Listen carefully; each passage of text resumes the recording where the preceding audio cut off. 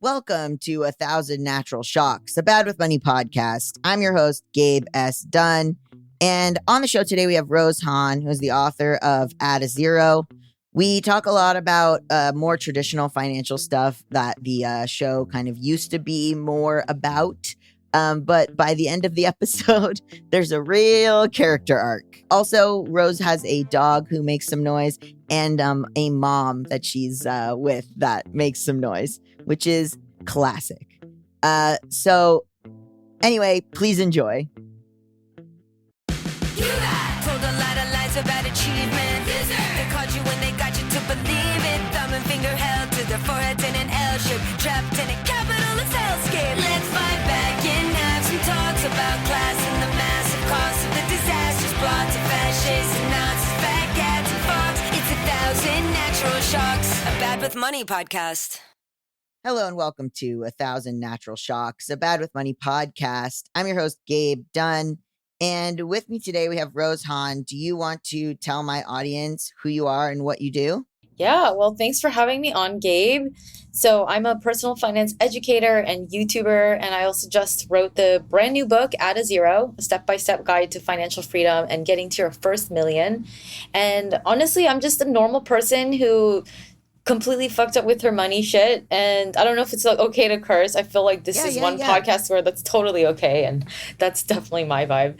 But yes, long story short, I ended up $100,000 in debt after having done all the right things, going to college, working really hard, and I was living paycheck to paycheck despite having a six-figure income. But my life was so different from the vision of freedom that I always envisioned for myself. So that's when I kind of rewound and went and sought out the actual financial education that we should have gotten but never got. And long story short, 7 years later, after sort of figuring all the secrets that are gatekept by the rich, all the stuff that we should have learned about money, I became a self-made millionaire by 32 and am now passing on the knowledge to everyone else who wants to create financial freedom. Where did the 100K of debt come from? Most of it was from student loans. I come from a really traditional Korean family, and education was very important. And they said, just go get a degree. It's going to be worth it no matter what. So every semester I found myself signing these huge promissory notes for like $20,000, $30,000. And at the time, at 18, 19, it didn't register to me what that meant for my life later on. I was just told that it would all work itself out. And then on top of that, there was around roughly average $5,000 of revolving credit card debt that just never seemed to go away. I would pay it off, it would come back, pay it off, come back. So that was mostly student loans and credit cards. Where were you living? New York City. Expensive city. Had you gone to school there? Yes. I went to NYU, also very expensive school. And it's also a city where it's easy to get kind of sucked up into the whole keeping up with the Joneses. I was definitely keeping up appearances. I was living in the nice Manhattan high-rise. I was hanging out and partying at the hottest places, dressed and looked the part. And there was definitely a lot of that pressure that probably influenced the credit card debt especially. So a big part of me digging out of that was moving too. Yeah, moving to a cheaper city where you could feel less pressure to keep up with the Joneses. Oh, that's really interesting. Where did you move? I moved to Denver, Colorado. That was for a period, and it was for a relationship. So I was there for about 4 years, and it wasn't intentional. I didn't go there to save money, but I found that all of a sudden I was spending a lot less money, and it was easier to say no because, well, you know what? Now that rewinding and thinking back, I think a big part of getting into debt and not being able to get out of it and overspending is social pressures. So keeping up with the Joneses is one thing, but if you have friends who live a certain lifestyle and you hanging out with them involves spending certain amounts of money and it's just part of your friend group's life, then it's that also makes it kind of hard to break out of the overspending.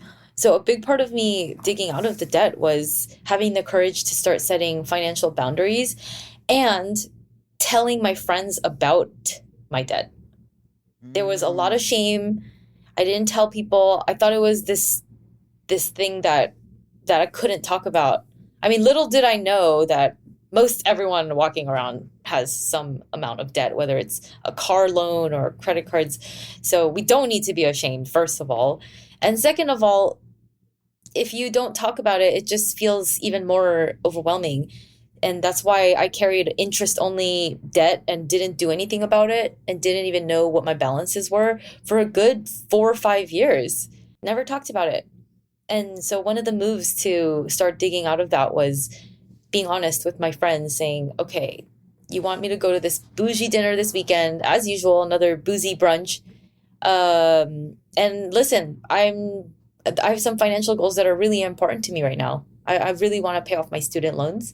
So would it be okay with you if we do something else, or if I just see you next week instead? And it sounds really simple, but the first time I said that to a friend, it felt like a very empowering step. Like, wow, I'm finally speaking up for myself and telling people what's going on for me. Was that less of the culture in Denver? I don't want to say it was less of the culture.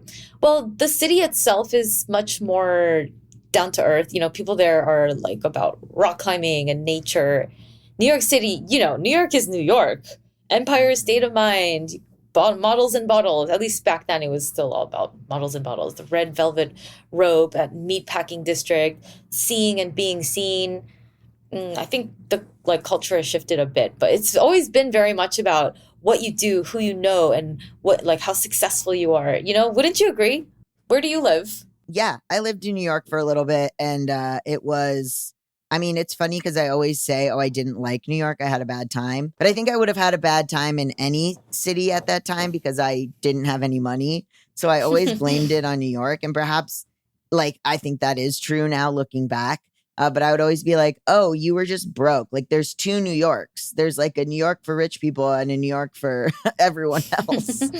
That's true. Yeah, it's definitely easier to live here if you have a lot of money. I mean, I'm in LA now, and I've been thinking a lot about moving and a lot about the stuff that I chased when I was younger, like you were saying, and the striving to prove something because of the background that I come from. You know, in your case, you were talking a bit about coming from a Korean American background versus I was coming from sort of a more low income background, and it's this idea that you don't talk about it because you just have to show the shiny part. Mm-hmm. Yeah. And I think the friends that you keep will have a very big influence. Not that New York City itself was the problem, but also the people that I hung out with in New York. Mm-hmm. Because you can very much find down-to-earth friends who are really driven to reach financial freedom and pay off debt and save money, and they work on those things together. You could very much find that in New York City. But I was breaking out of the whole kind of golden handcuffs corporate employee world. I went to a fancy school. Everyone there was gunning for a high paying fancy Wall Street job, and then go to private equity and Harvard MBA and move up the corporate ladder and make all this money.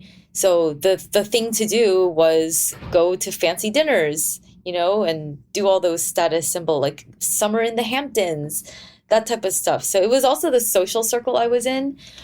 But I think my trajectory would have been very different if I'd met friends who, for example, were I don't know, the kind of people who would fly to Omaha for Warren Buffett's annual shareholder meeting, and they'll talk about how to save money and start businesses so they can build wealth and buy a house in their 20s. You know, that would have been a completely different trajectory for me. So it's very much about the company you keep too.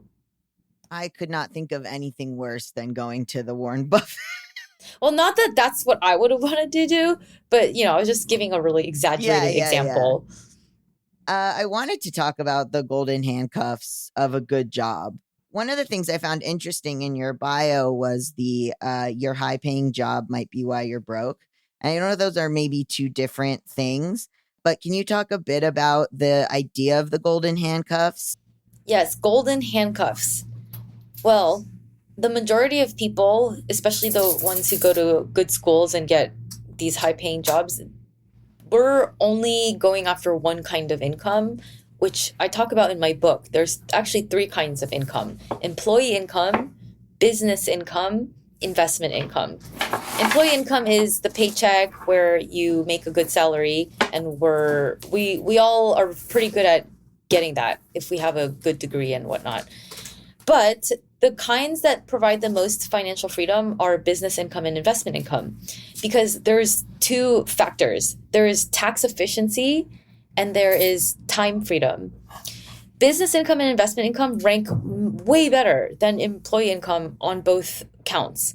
Time freedom, if you have a team, if you've got investments, you don't have to show up or do anything. You've got money coming in. Whereas employee income, you stop showing up, you stop trading your time, you don't get paid. Then on the tax efficiency spectrum, especially in a city like New York City, where taxes are through the roof, the employee income is the highest taxed, and there's nowhere to really shelter that income. There's no loopholes. There's no favorable rules for tax treatment of employee income. Whereas business income, there's a lot of ways to essentially deduct your lifestyle expenses from your business income, and then you pay taxes on what's left.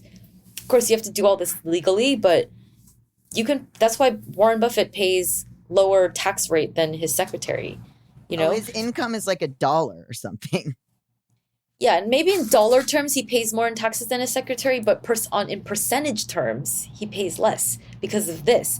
And investment income, forget about it. There are ways to pay 0%.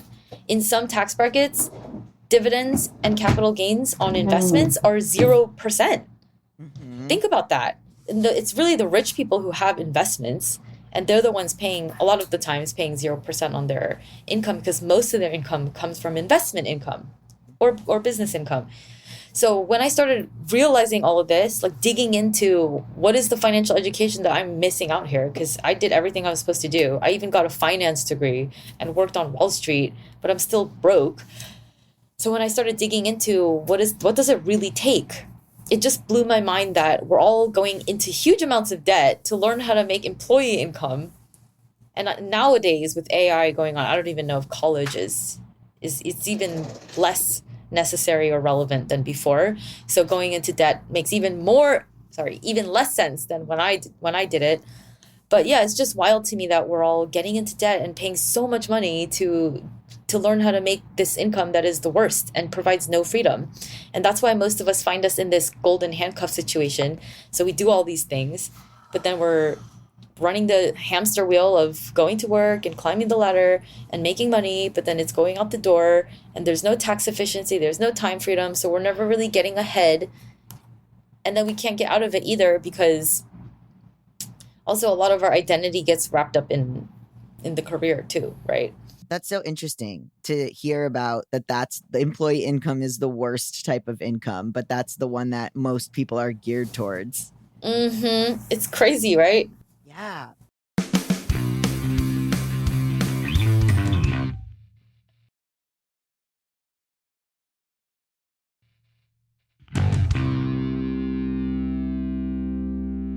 I wonder too about the idea of college in a lot of ways. I think sometimes going back, it would have been more effective to go to some sort of technical school. Or, now looking at, I don't want to bash academia, but looking back at what kind of skills I have, it is as we approach the impending apocalypse, I'm like, well, I should have learned about like water filtration or something like how to fix a pipe or something like that. How to grow food. Something. Yeah. Something more practical. Repair a roof. I don't know. Are you talking about the AI apocalypse or something else? Well, the general apocalypse, but the AI apocalypse is I'm always sort of two minds about it, because it's similar to how I feel about some other stuff that's painted as it's negative, in the sense that it's bad for the environment, and we're leftists and progressives are pushed against using it. But in some ways that's going to mean that only our enemies have access to it or the ability to use it. I think sometimes a little bit similarly about guns, where I'm like, I understand we need gun control, but also the only people who are not going to have guns are the people who I want to have guns. So, it is the element of that we are pushed away from something that may end up being the only means of making money or automating, figuring out, investments are the best way to use our money out of, I guess, fear and principle.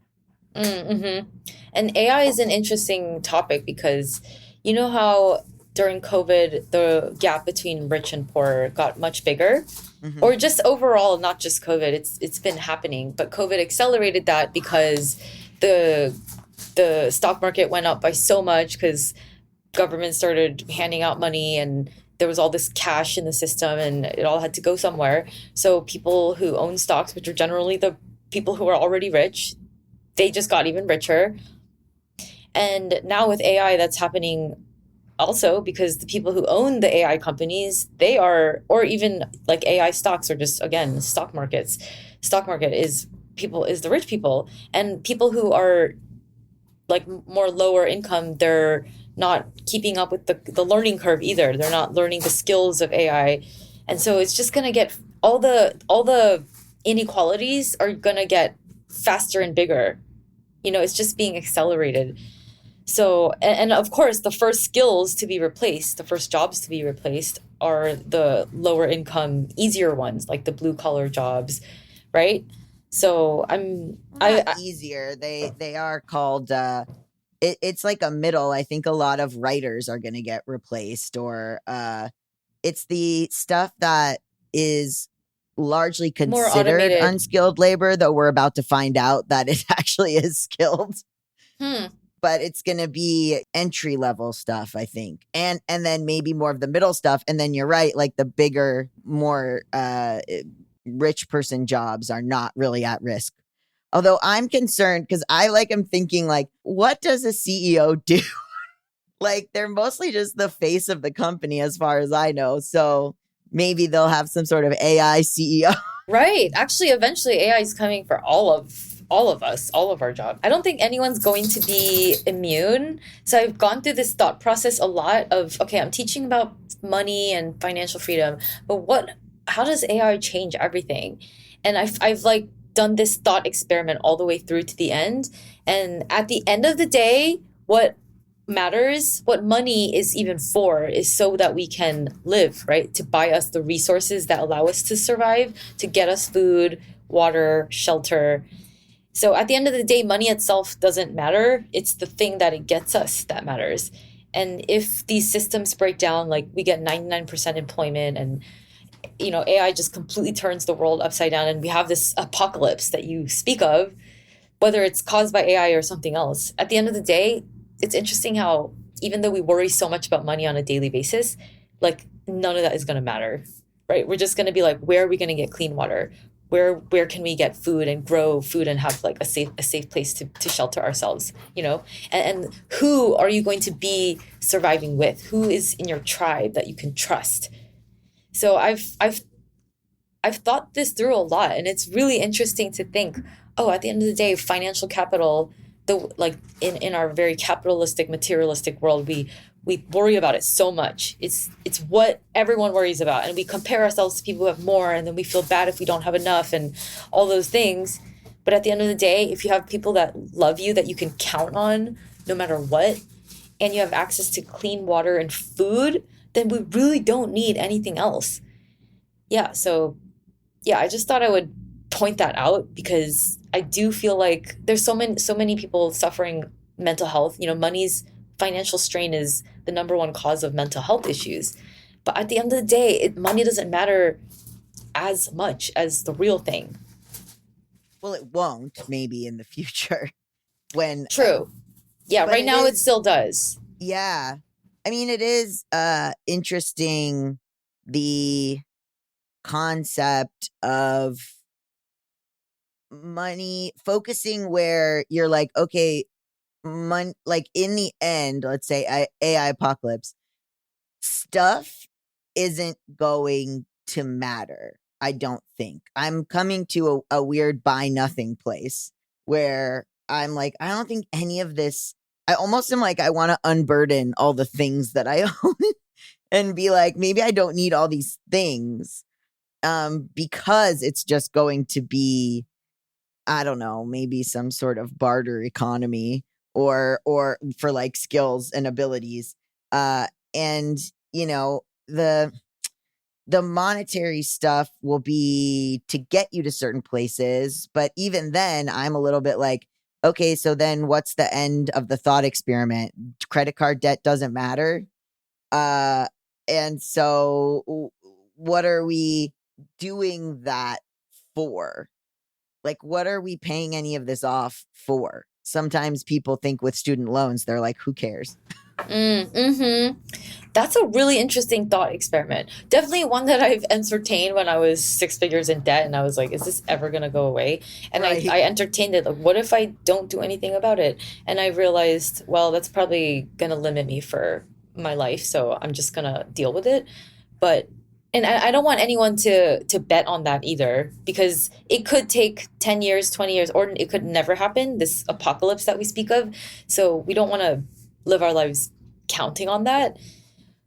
But yeah, if say our systems collapsed, the US dollar collapsed, companies collapsed, like if Citibank goes bankrupt, then the debt that you owe them also gets wiped out too. I mean, it depends on how the bankruptcy proceedings go and whatnot, but and you know, somebody else might buy that debt, but it's probably something is gonna change with that. Like, it will get wiped out. I mean, a good chance of that happening. And then maybe we'll all go to cryptocurrency as our new financial system. Oh boy. So it's not like credit card debt will all of a sudden now be the same debt that you had will now be denominated in Bitcoin by somebody else. It's just a completely new system. Yeah, it is an interesting thought experiment, right? Yeah, I mean, also, you know, it comes down to that debate that happens a lot with financial professionals, which is, do you pay off that 100K or do you just start investing everything? You know? You mean if you expect some sort of financial reset to happen, or just regardless? No, just in general, if you have 100K in debt, like, isn't, you know, there's two schools of thought. One is you got to pay it off, and the other is, well, just keep getting that 100K and then keep investing that and don't even worry about the student loans.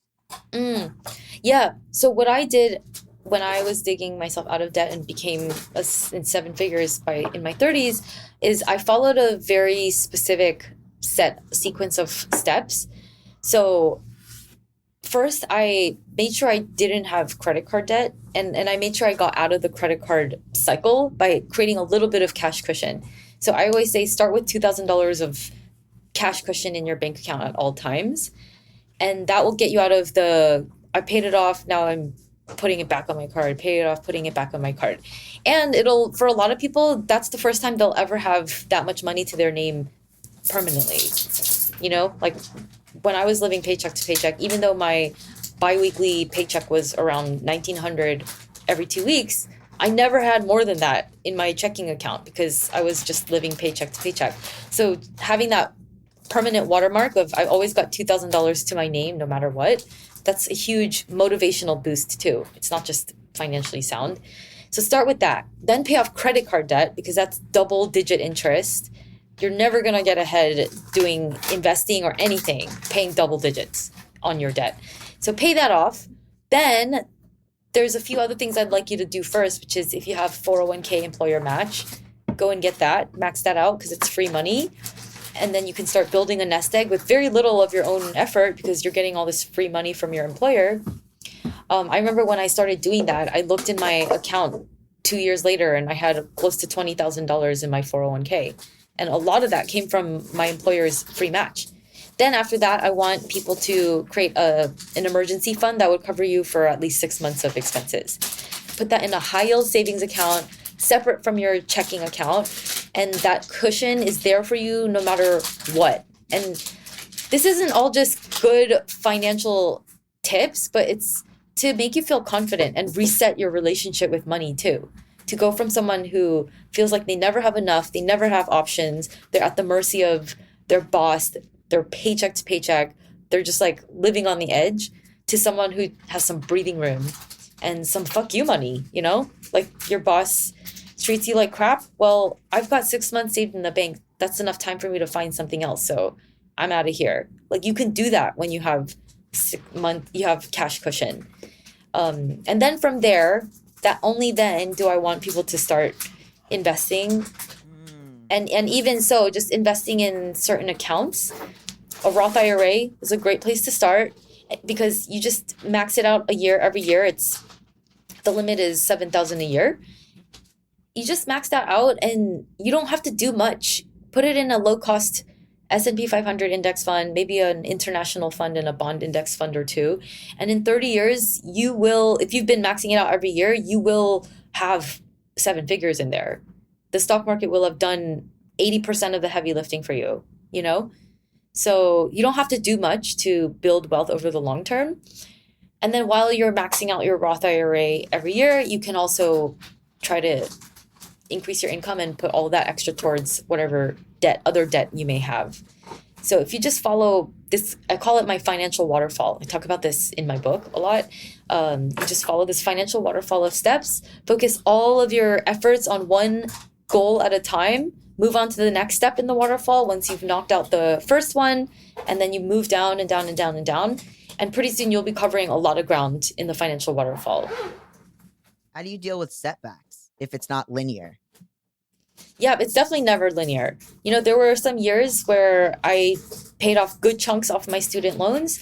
Then when I went on this journey to transition from employee to entrepreneurship, I went on this kind of 4 or 5 year meandering journey of piecing together side gigs and not being able to put as much towards my investments or student loans as I did when I had a stable income.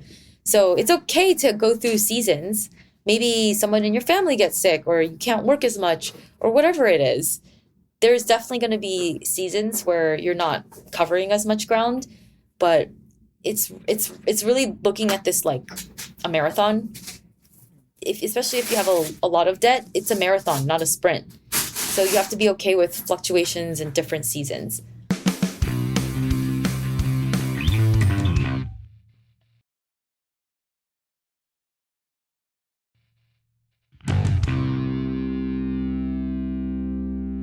Well, I think going back to the future and you talking about support systems, I think a lot of this is only possible if you have really good support systems from family and friends in place. And you can really be honest and really help each other, even, you know, someone to walk your dog or being available. You know, there's this whole thing about how people want to be in community, but they don't want to be inconvenienced. And one of the only ways I could see towards what you're talking about, your waterfall, is to have people around who you can be inconvenienced by and who can inconvenience you. Yeah, like this, none of this is a solo sport. Yeah, when I look back on the things that really, really helped me the most, I remember, first of all, telling my friends that I wanted to pay off debt and that it was really important to me. That was one big first step. Another was finding people that would support me. So when I moved to Denver, I didn't have any friends and I thought I'm going to make new friends and I want to find the right friends. So I started a meetup, just meetup.com. I called it Wealthy Women. I got a free room in a basement of a co-working space. And I started giving these talks about money and investing. And I basically had my new friends come to me. Like 15 women showed up at that first meetup, and 2 of them became my best friends that later, you know, came to my wedding and all these things. And we would talk about money all the time. And they had debt, investments, whatever. We all had similar goals. That's also when I got my first entrepreneurial venture off the ground. Like so many important seeds that later blossomed into my financial success were planted during that time because of those relationships. I think that's true about curating people with similar mindsets and interests, and also being willing to, when you say I'm dealing with debt, being willing to, I have friends who I had an issue with an electricity bill, and one of my friends who has more money than me gave me a loan to pay it off. And I think it's like there's something weird about people with money or on these journeys where they start hoarding, or they don't want to, even like when they get to that, finishing their goals, then they start being still, obviously there's PTSD and trauma associated with having that much debt or needing to buckle down on that kind of thing.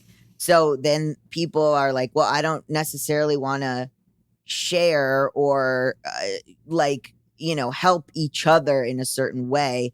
And I think a lot of times if you come up from that, sometimes people have the mindset of, I don't want to help, but I'm seeing more and more people saying it's just money. If they come from like a background or they have money, sharing knowledge and also being like, yeah, whatever, here's $100. It sounds like you've had experiences with some people who are very stingy with their money when they had plenty of it. They get to a certain level and they're very stingy because they're afraid. And there's like this fear of reciprocal, like, well, if I do this for you, how do I know you're going to do this for me? And I'm seeing that change, at least to me on a local level, where people are like, oh, it's, I'm not going to Venmo you for the $2 for this coffee. When that used to be, I mean, when I was in my late 20s, early 30s, that was like so huge. Right. Yeah. I remember joking with my childhood best friend. We've been friends for like over 20 years. And we used to go on these trips in college to like Costa Rica and Peru and these cheap Latin American countries. And if I bought her a bus ticket, that's like 5 pesos in the local currency. That's like 50 cents. But we would keep account and be like, hey, you owe me those 5 pesos. Well, then I covered your lunch. That was 13 pesos. And now fast forward 20 years later, we're all doing much better financially. And it's like, oh yeah, $50. I got this lunch, whatever. And we would joke about how when we used to account for every single peso. But yeah, but going back to what you were saying earlier about people being stingy with their money, people like that really give money a bad rap. And that's why people have this association of rich people are greedy and therefore I shouldn't allow myself to become wealthy because money makes you greedy and I don't want to be like that person. But one thing that I've learned is money just makes you more of who you are. And money is a very neutral energy. It doesn't make the person. The person makes the person. Money just amplifies it. So when I became wealthy, I've always been a very generous person. Before I couldn't be as generous because I didn't have much money and I was in debt and didn't even have any surplus for myself. But once I became wealthier, like one of the first things that I did when I paid off all my debt and started having all this surplus cash is help out my parents. My mom had a knee surgery that she wanted to get, and it would have relieved her of a lot of pain, but her insurance wouldn't cover it. So I paid for it in cash. And whenever anyone in my life could use some help, I'm happy to help them out and don't expect anything in return. Obviously, I still have my financial boundaries. I'm not just giving money out left and right. It's for like relationships that really matter where I feel like they've been there for me or they will be there for me. This is not just, you also need to have like a healthy relationship with yourself and your money too, right? This is not like codependency here. But yeah, that's something that I've really learned is it just amplifies more of who you are. Yeah, there's the saying, the Bible verse, money is the root of all evil, which people conveniently misquote because it's actually the love of money is the root of all evil. Yeah, the love of money at the cost of everything else. That I agree. Yeah. Then you have no soul. You have completely missed the point of everything, right? Because the whole point of money, like we said earlier, is to get you the things that really matter in life, which is resources, time with your loved ones. At the end of the day, that's what matters. Yeah, I was just watching this movie, The Good Nurse, which is like it was on Netflix. I think it was from a while ago. I'd never heard anything of it. But anyway, I clicked it because of Jessica Chastain. But the part of it is that she's like working so hard as a nurse. And some of the storyline is that like her kids never see her because she works overnights. And so like a big part of it is that she's very ill. and she can't stop working because she's really sick and she needs the health insurance, but she also can't see her kids, and she's like a ticking time bomb. Like she could die at any time, but she's not spending time with her kids. And I was like, this is so indicative of how much privilege there is just to do the things that you're saying are, that everyone kind of knows is spending time with the people you love and being able to, when you look back on your life, not say, oh, all I did was work. Mm-hmm. And all I did was make, you mentioned this a little bit earlier, make your whole identity what you do for work. Even if you, let's say, don't need to work that much, or you are interested, you have the golden handcuffs and you're interested in not, I'm sure for you, there's prestige in for you and for your family to say, oh, I work on Wall Street. Yeah, in this culture, we over-identify with what we do, how much we have. We're very fixated on that, right? That's why we have these Forbes richest billionaires in the world lists. Like, we're very fascinated by people who have these outward external measures of success. And I even found myself getting sucked into that too. Like, once I hit my first million, which is farther than I ever dreamed I would get, I found myself, because I was in kind of new circles of people who also were very successful and had money.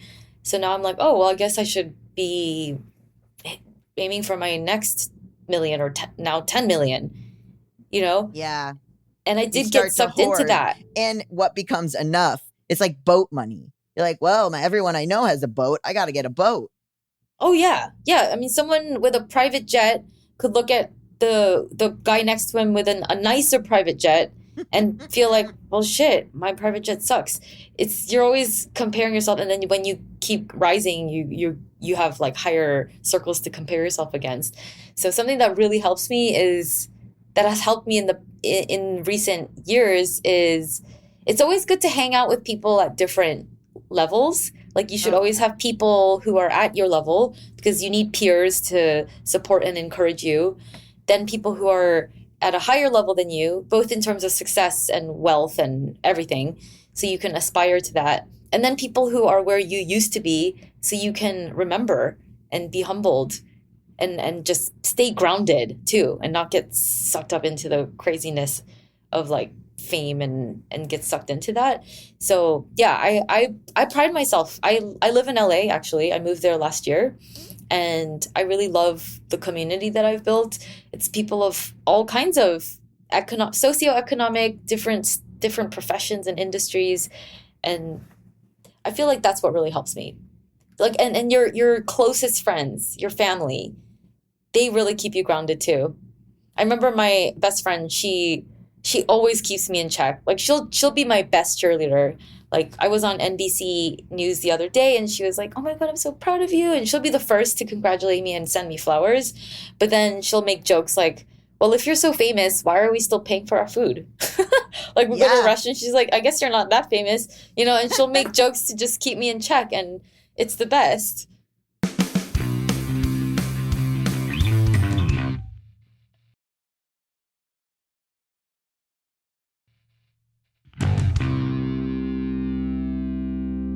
One of my friends has like a million and like is very, very obsessed with investing. And I'm always kind of being like, hey, just, you say all this stuff about wealth redistribution and about progressive ideas. At what point do you think you're going to just start giving? Like, at what point is the money going to catch up to what you're saying? Just FYI, because you can start, saying all of these like leftist ideas. But I know that you have. So like, I think like, yeah, there's, I was like, I just want to clock that I'm keeping an eye on that. Well, so at what point do you think, I definitely agree, billionaires, they have way more money than they will ever need in their lifetime. I know. Like, at what number do you feel like it's almost unfair to just keep hoarding that? Girl, I don't know. I'm like the person who's like, everyone in the activist circles passes around the same $5. But I don't know. I mean, it's also so interesting with, like, I see the housing market in LA, and it's like $1 million isn't what it used to be. It's still huge. It's still a lot. I don't know. I'm crazy. Like, the idea that like someone would have $400,000, I'm like, that's nuts. But for some people, that number is like, you have $30,000. That's crazy. And so it fluctuates for me based on my life. I mean, when I lived in New York, if I had $50, I was like, great. I'm settled for the next, like 24 hours. yeah, or week. I'm settled for the next like week. If I've paid rent and I got $50, hooray. Or I would be figuring out how to get another $50, selling a bunch of stuff or pitching articles or whatever. It like fluctuates. I think like at other times in my life, I would say, oh, well, $125,000 isn't that much. But now I'm like, no, that's a lot. So it kind of just changes based on my own position and then what I'm thinking politically. And so like a lot of stuff I grapple with leaving LA, because a lot of stuff that, you know, I think I got warped, right? Where like $1 million movie is considered micro budget, like incredibly low budget, very low budget. And I have friends who are not in the industry who I was like, oh, like $1 million is like really low budget for a movie. And I remember one of them was like, what are you paying for? What is that? Pay $1 million for a movie? And I was like, do you know how much a Marvel film costs? Like it wasn't fathomable to this person. And I think I now feel that way too politically, where I'm like, I see in my community how much even $5,000 would do. And so it becomes hard for me to consider at least people who are not involved or have friends of different socioeconomic statuses or aren't looking into or thinking about what their city could use and need, or what their community could use and need. Because you might think someone, the royal you, might think, oh, what's $5,000 going to do? But if they talk to people on the ground, they could find out. Like, what could $5,000 do in your community right now? A lot of people who are activists are not being paid for their work. Their stuff is a full-time job. They're buying materials to make signs. They are printing out a lot of cards that are like, know your rights, or they're printing out, it's incredible how little the mayor and city council is aware of what's going on in the city. So at one point, we had to print out a bunch of color photographs of what the police and ICE are doing. And then we had to go and hand them to city council or to the mayor's deputy to be like, I know you're not going to watch the videos. I know you don't give a shit, but look, here's the pictures. A lot of it is travel. A lot of it is, this is not our full-time jobs. So I know one of my friends who's one of the most involved activists, he hasn't had an income. And so he's dedicated a lot of time to all of this, but it doesn't leave a lot of time to work. And part of what these people want to do is to overwhelm us. So if you become very overwhelmed and you're like, oh, fuck, I have to pay rent, that's like a big problem. It can help like donations wise too, but a lot of it is like getting pizza for people, or we go down to downtown LA and there's like groups that will give out hygiene products, or will give out water, or medical supplies, which is stuff that our government should be paying for, and they just don't. It's like people. It's like just people I see around doing it. And in a big activist way, but I think there's a lot of cleanup efforts that could be done. Groups that go down to the beach and do it, or, you know, and need supplies. So I think there's groups more so than I would know, but there's definitely groups that you could ask any sort of progressive group, what do you think this should go towards? And they'll have lots of have options. some idea. So that I'm not even thinking of. Yeah. What do you think about the billionaires who actually give a lot back? Like Ray Dalio, they've got this foundation. Gates, Warren Buffett, they entered the Giving Pledge. What do you think about that? I get it. I think they could give away way more. I think Warren Buffett's thing about how I'm going to give away everything when I die, I'm like, you could do it now.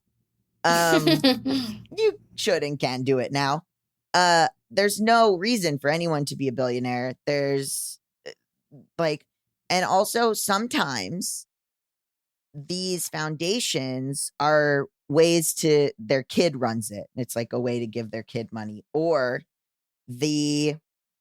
I think there's a lot of Christian nationalist values and a lot of power and control that they want over where the money goes. They want it to go to a certain group that they deem worthy. And I think that allows them to have control that taxes don't, which part of me, like, of course, I don't want my taxes going to war, but that's not largely their moral and political standing. It's not that they want to be exempt from paying for genocides and wars. It's that they want to be exempt from having to pay for liberal or socialist issues. They want the money to go towards what they want it to go towards, which could be a mega church, it seems to be a little bit more. I think it's good. I think they could give more. And it also seems to be a little bit about control. If you have a foundation and your foundation does X, Y, and Z, that's fine. It has your name on it. But there probably exists 4 or 5 other existing groups that have been around for years and years and years and know more about that issue than you ever could. Why not fund them? Mm-hmm. It's because of control. Mm-hmm. I think there is wanting to show off that you're doing something great without having to do the work of working with people that might have ideas that you don't agree with. Mm-hmm. Right. I don't know. What do you think? I've thought about this a lot. I think it's great that billionaires, they got to where they are. Yes, a lot of privilege for sure, but they built something of value. Like Gates built Microsoft, Bezos built Amazon. That's also why they're billionaires. And if they all circulated that money differently, like it wasn't all just about self-serving, but circulating and helping other people, if we all live that way, if people who had surplus to circulated it, then none of us would ever have to go without, So that is one of the things that I hate about capitalism, and it's very broken and needs to change. And I think it's high time for a huge, massive reset, because capitalism isn't working for a lot of people. But yeah, I mean, I'm grateful for capitalism, what it's allowed me to build. My family, my Korean immigrant family came to the States. Like, we were able to do it because it's America, because capitalism. But yeah, but when it doesn't work for a lot of people, and we're kind of getting there, it's because people they benefit, and then they don't recirculate that benefit back to people who could use it. So that's like the missing link. If we all had this duty of, if you make over a certain amount of money, I guess $1 billion would be a great threshold. I feel like those people could easily do that. Then you have to circulate that money back in certain ways. Then maybe we wouldn't have all these issues. But I'm not a politician. Wouldn't. That's what's so crazy. If I had, but it's not the people who say, oh, if I had $1 billion, I would redistribute it and give a lot of it away, that get to that point. It's usually the people who don't have that ethical framework. So someone like me would never reach that, because I would be deeply uncomfortable. Oh, you would never even go for that amount of money? No, I don't think so. It's not of interest to me. And I think I would, before I got to that place, I would be giving stuff away in large chunks. Mm-hmm. So, I mean, yeah, or I would be advocating to pay more taxes. Although I understand under like a administration that just sort of wants to keep bombing everything, that it is. I understand the conscious objectors from the from paying taxes, but they do it by never making enough money to pay taxes. I thought when I first heard about that group, I was like, wow, they're not paying taxes because they don't believe in, war and stuff. And then I was like, oh, they don't believe in war, but also the only way to do that is to stay under the threshold, like in your daily life. So I was like, oh, I see. I don't know. I'm interested in all of those kind of anarchist ideas. Yeah, I'm very interested too. And like leftist, rightist, higher taxes, lower taxes, nobody has a good answer, right? But one thing that one idea I've been exploring is what if we all just leaned more on each other? Because a lot of times we have to pay money to get things done. Like we need to pay an Uber to get somewhere or a babysitter for someone to watch our kids. But back in the day, we didn't have that. We just lived in tribes and villages, and we all served a purpose, and we all helped each other. Mm-hmm.